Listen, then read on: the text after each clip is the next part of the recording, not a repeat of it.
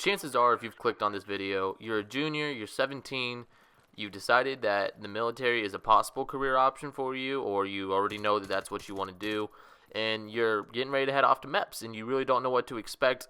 I was in that same position. I still am in that same position. I turned 17 about 2 weeks ago, and I just got back from MEPS maybe a week ago. I turned 17, and my recruiter, he had sent me a message. He said, "Hey, I got two kids going down. It was 3 days after my birthday. Birthday's on the 14th. This was on the 17th. He said, "Hey, I got two kids going down. There's a seat in the car if you want it. Just go down and get it taken care of." I wanted to go down and get that taken care of. I just want to get fucking through with this. I'm a junior in high school.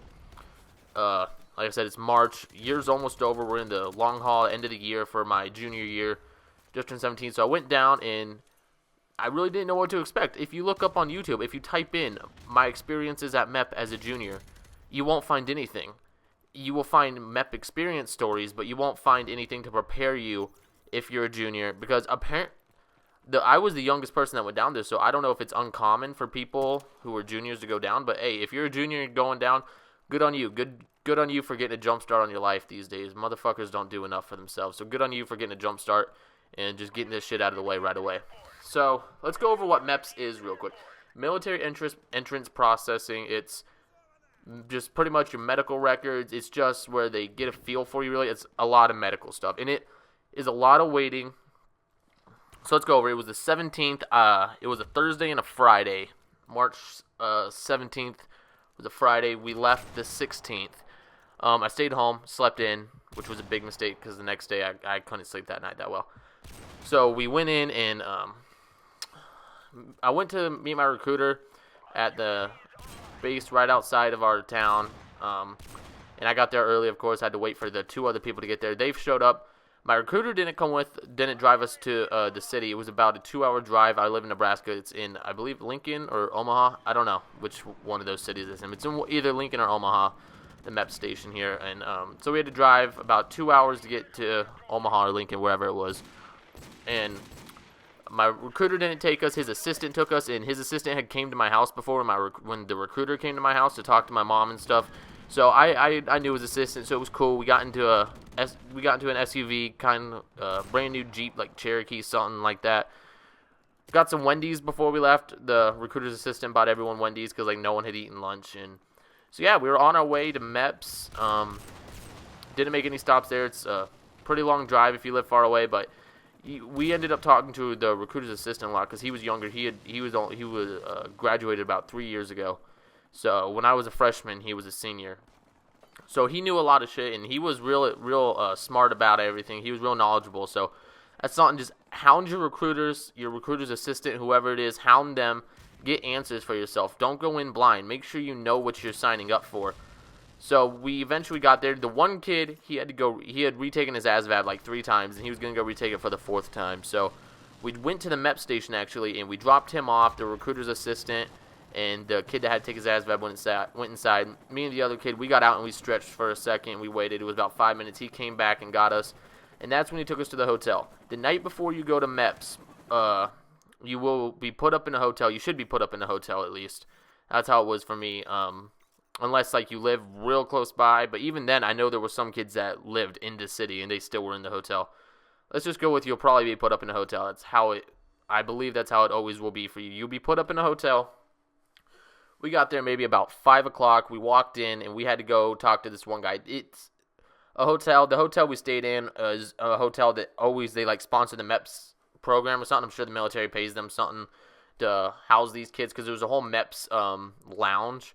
There was 3 different TVs, 3 different Xboxes and shit. It was actually pretty cool, but I didn't touch it because the guy inside scared the shit out of me and my buddy. So we didn't even go inside there except for our meeting when we had to. So we got there. We went in and talked to this guy. He sat us both down. Got our ID numbers. Make sure you bring your ID and your social security card. Please do not forget those on the way to MEPS. You will be fucked if you forget your ID or social security card. Do not travel all the way there just to remember that you forgot one of those items. So we got there. He asked us, we sat down, took our numbers, our ID, social security card. He asked us if we had any weapons on us, if we had any contraband, any alcohol, any drugs. Said no. He gave us a meal ticket for dinner that night. We could come down and get dinner, fully paid for. That's the thing. Don't bring any cash with you unless you're planning on going to, like, the gas station or something. Because you can sign out of the hotel. You're joining the military. You're a grown-ass adult. The military considers you an adult. You don't have to stay in the hotel in your room all night. You can sign yourself out and go wherever. Like, that's how I know someone was from town. He signed himself out, and it asked for where you're going. He just put home. So, after we did that, I went up to my room, and unfortunately, me and my buddy, we didn't get the same room. I walked into my room, and I was just like, please don't tell me I have to have a roommate. I wanted to have a nice room to myself. I walk in, and there's this country as fuck kid with his cowboy boots up on the desk. He's packing a dip in his lip, spitting it into a Gatorade bottle. I was like, fuck. So, anyways, I got along with the kid eventually. It was just kind of awkward at first. It will be awkward having a roommate. It will be like we walked in and we just both sat on like each one of the beds on our phones for like a half hour. It was really fucking awkward, and it's going to be awkward for you too. You just kind of got to get through that. Just get to talk to him about what branch he's going to get into. Hope you don't get put into a room with a guy who's joining the Marines. That would be pretty AIDS, I'd think. He'd be brushing his teeth. He'd be like, "Hoorah, hoorah!" It's a Marine toothbrush. Mad respect for Marines though. I love you, Marines, if you're out there. You guys do what you do. So, anyways, that night me and my buddy, I texted him, was like, hey, you want to go walk around the hotel? We walked around the hotel, found the fitness room. Of course, we didn't bring any workout clothes or nothing. Do not go swimming. Do not bring swim trunks, and do not go swimming the night before your MEPs. Water will get in your ears, and that will fuck you up on your hearing test, so do not go swimming. If your hotel has a pool, don't use it. Simple as that. It's not that fucking hard. The military considers you an adult. You don't have to go swimming whenever you go to a hotel. So we walked around and we went back to our rooms. Then I was like, hey, let's meet out here at like 6. No, I was like, let's meet out here at 7:30 to go down for dinner. We had a meeting at 8:30. You'll have a meeting that night. So we went down and had dinner. It's a real small list of stuff, but I swear to God, those like 48 hours that I was there is the healthiest I've ever fucking eaten. Just grilled chicken for dinner. And then for breakfast, we had this buffet. It was you eat really fucking healthy while you're there.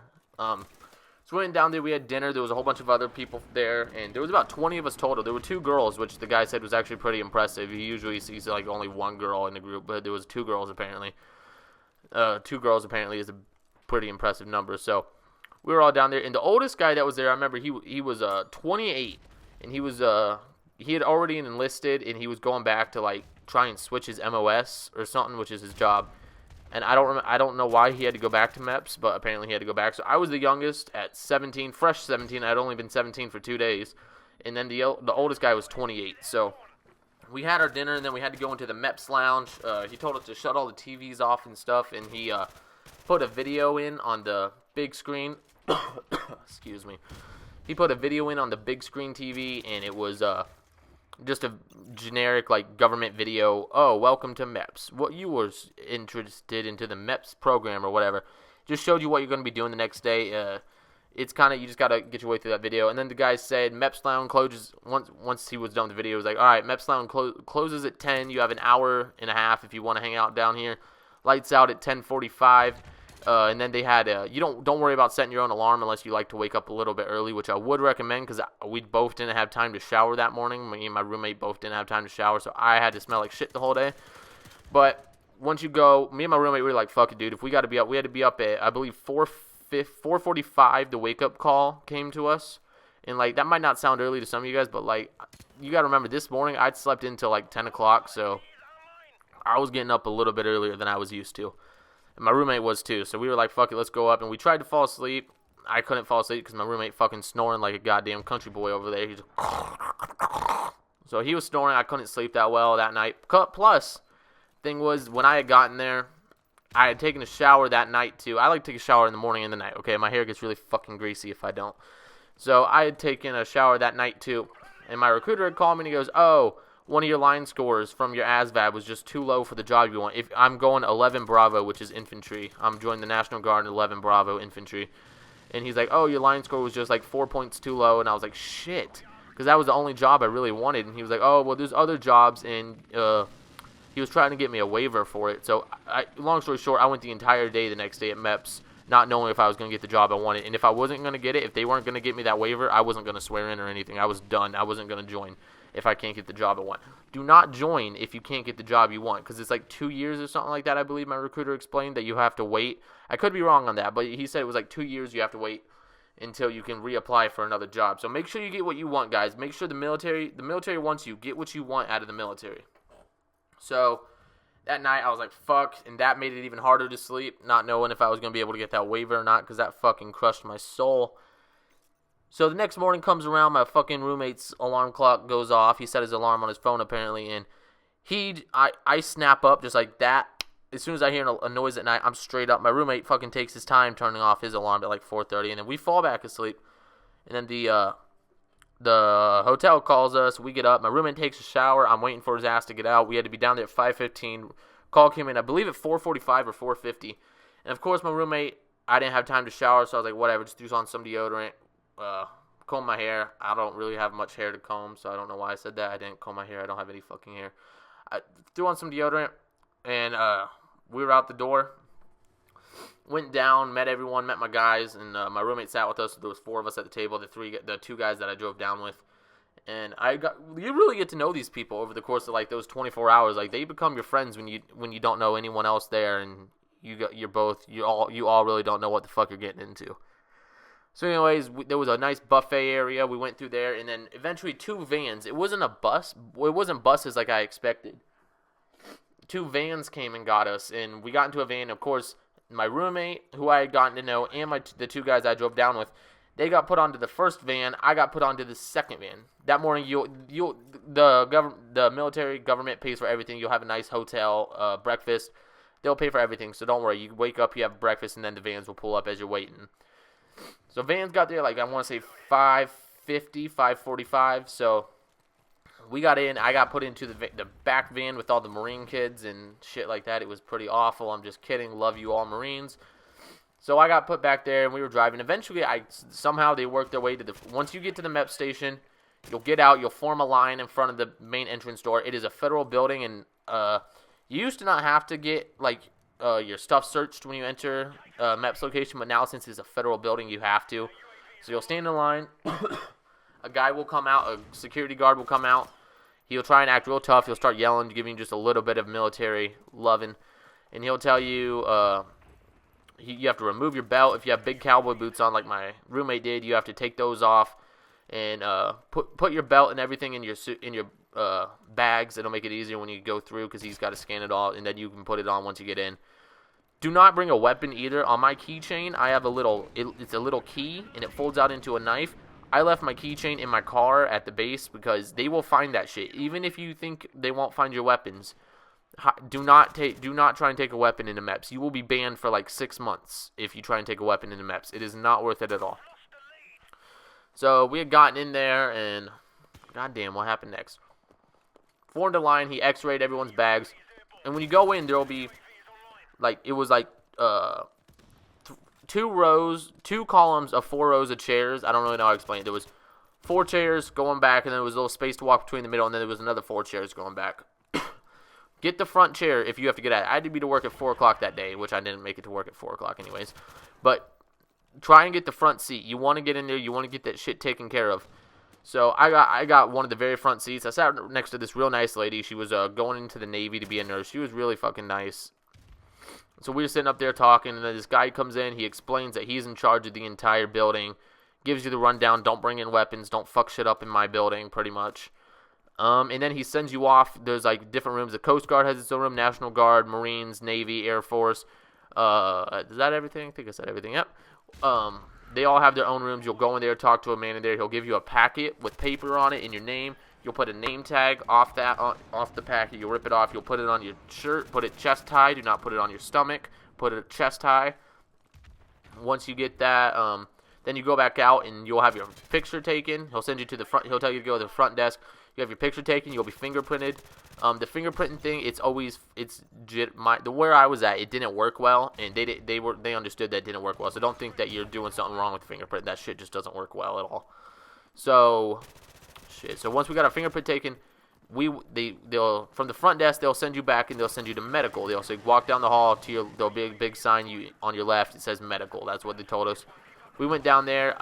Then there was a line and a guy waiting at the medical main desk. Now when I say from now on in this video, when I say main desk or front desk, I mean the medical main desk, not the actual front desk like when you very first walk into the building and take your photo, because Once you're back in medical, you're going to be there for at least, like, fucking 10 hours. Like, I'm not even kidding you. I was back there for, 8 hours. It was fucking ridiculous.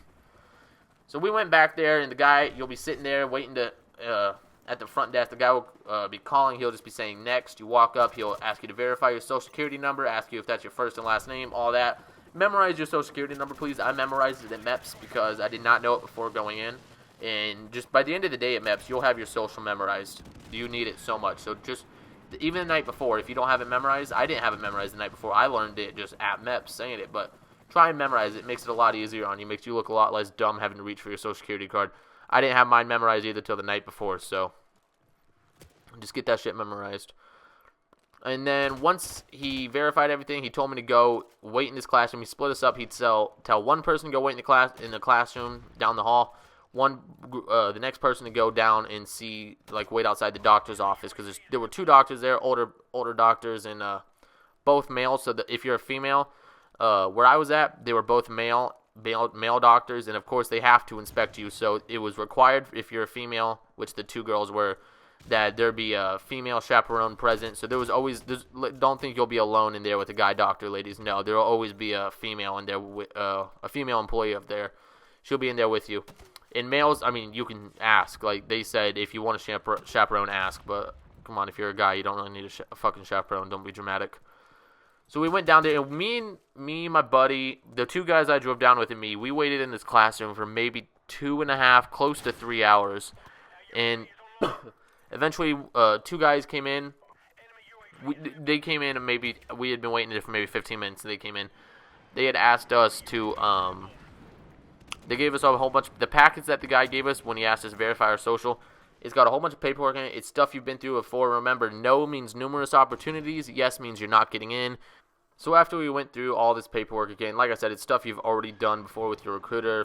You've already filled all this stuff out. Just go through it. Make sure everything's correct. After we did that, they took us out one by in groups of 4. One lady would come in. She was a real frantic, skinny, she was just shaking. I'm glad I didn't have her take my blood. One guy did. I'll get to that later on. But she was just shaking. She came in. She took us to this room, and they'll put you in this room. It's like a little room inside of a room, and they'll open up a door. You'll go in it, put headphones on. You got this button. You'll press the button every time you hear a noise through the headphones. Like, the walls are padded. It's really silent. It's like I've never been in a room that fucking quiet before. Like, the walls are padded. Super fucking quiet. It's really cool, actually. And then we had to go way back in the class, and we were in there for another hour. And then eventually he comes in, and one guy comes in, and he says, "Who needs to pee?" And of course, my fucking dumbass raised my hands. So he took groups of 4 of us, and I don't know why. I had to pee. But once we got in there, he'll take you in. He'll put you, he'll give you a cup. He'll say, "Is this cup empty?" He'll just ask you to verify if the cup is empty. Give you the cup. Tell you to go put it on your urinal. Stand back and stand at parade rest. Know the position of parade rest. I'm in an ROTC at my high school, so I know the position of parade rest. But learn the position of parade rest and attention before you go there. Please just give it a quick Google search. It's really, it's not a hard command at all. So he'll have you stand at parade rest, 4 steps away from the urinal, and then he will stand off to the side, not behind you. He'll stand beside all of you, and he'll watch. You are not up against the urinal peeing into this cup. He even asked one guy, he was like, "Lift your shirt up a little bit more." He wants to see your dick. And don't think there's anything wrong with that. He needs to see your dick, to just make sure you're not fucking cheating on your drug test. One guy did fail his drug test. He had protein in his urine, which means he's been taking supplements. So after that, I couldn't pee the first time around. And he was just yelling at me. He's like, "Do you want the reason you have to tell your mom you ain't joining the military is because you can't piss into a cup?" So I felt real bad. And then he was like, "You're going to waste my time again? Get the hell out of this bathroom." So I went out and I drank 11 cups of water. My sides were fucking hurting. I felt like I was going to throw up. I was ashamed that I couldn't piss in front of this guy. And then, luckily, I wasn't the only one. 5 minutes later, the next group that came in, a Marine guy came out, and he's like, "It's a no-go." And I was like, "I feel you, man. I feel you." I handed him a cup, and I was like, "Drink some of this water, my brother." So we drank some water, and then we went back in there. I pissed, no problem. I've never had trouble peeing for a drug test before, but I legit could not pee. I didn't have to pee. So I peed, gave it to him, and then I went and waited outside. And that's what set me back, was not being able to piss. So me and the Marine kid got set back, and then they were done drawing everyone else's blood. While they did that, while we were drinking water, getting ready to go back and piss again. So then we had to go have our blood drawn. I had the guy that was yelling at me to piss. He drew my blood just fine out of my left arm, because that's my best arm for giving blood. It's got the biggest vein. Drew blood just fine. the girl is the real shaky nurse that drew the Marine's blood. She tried to get him on the left, poked him, couldn't get it. Tried to get him on the right, couldn't get it, and then went back to the left and got it. I felt so bad for the guy. She could not draw his blood at all. So anyways, it was probably close to like maybe 10 o'clock at this point. So it's like I said, guys, it's just a lot of fucking waiting. You have to wait to piss. You have to wait to get your blood drawn. You have to wait in the classroom for like 2.5 hours at the beginning, unless you get put into the first group, which I really don't know where they went to. But like I said, guys, just prepare to wait. Stay off your phones. Don't bring your phones with you, or you leave your phones in your bag, I should say. Don't have your phones on you during the day throughout MEPs, and shut it off too so it's not ringing in the bag. Some kid left his phone on, and it was just ringing throughout the day in the bag until it died. So after I got my blood drawn, everyone else was getting ready to go eat while we were waiting for the doctor, because it took like maybe a half hour per person. 2 doctors, 20 of us. Okay, maybe closer to 15 minutes to a half hour for a personal interview with the doctor. So we waited out. Of course, I was the very last one to get interviewed by the doctor. Don't think, when you go in at this point, he's not going to ask you to strip down or nothing yet. He will just go through your records, ask you all these questions. Don't get caught up. If you lie about something, do not get caught up and admit it, or like just keep your story straight, I guess is what I'm trying to say. Don't fuck up on your story at this point when you're talking to the doctor. Know what you wrote down on the paper. Know what is on your paperwork.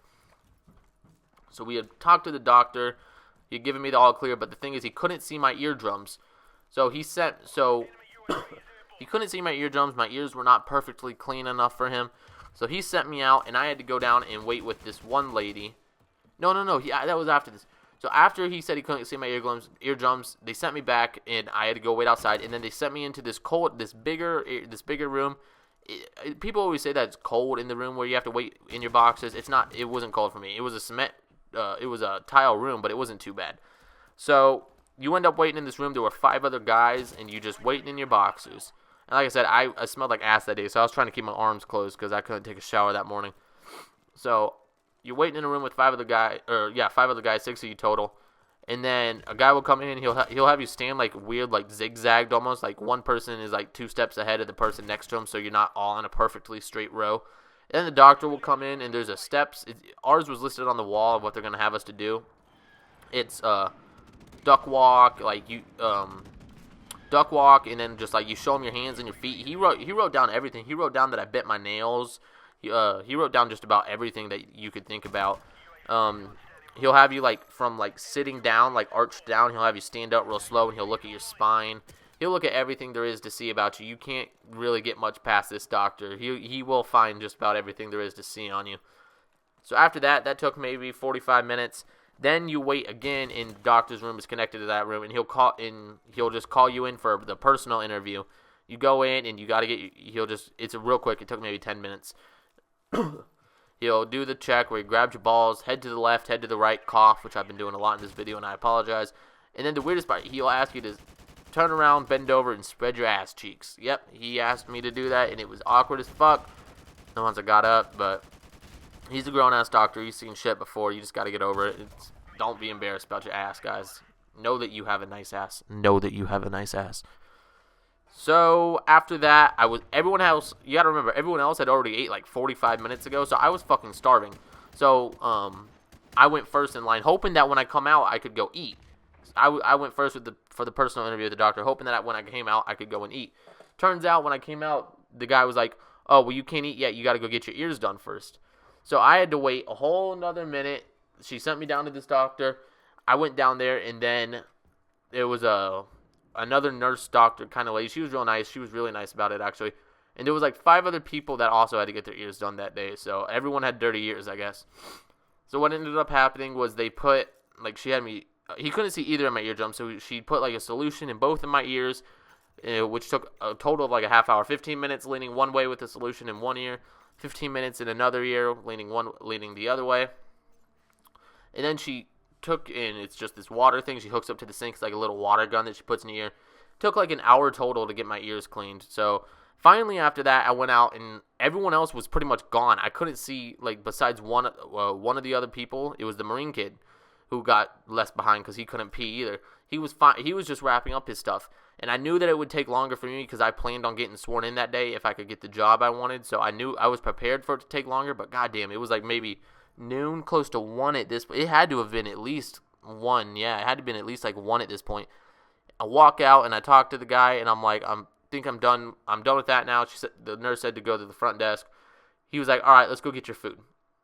And they had ordered Subway for us, so I'm walking out to the front desk. He's showing me where all the food is out on like the main front desk where you first walk in. It's all out there. First time I had seen the sunlight that day was through one of the windows in the main lobby. So we walk out and a lady's like, whoa, what are you doing? And the guy's like, well, he hasn't had his food yet. And they lost my food, first of all. I had to eat someone else's food, and they got like ham and fuck ham. But anyways, we waited, and the lady was like, he can't eat yet. He needs to go take his, I don't remember what test it was called. It's a personality test. It's pretty much what it is. It's like a SAT test or something. And he was like, well, he hasn't eaten yet. And the lady's like, it doesn't matter. He needs to go take that test. So I was like, it's whatever. I'll go take the test. Honestly, you won't be hungry at MEPs. At least I wasn't. I wasn't hungry.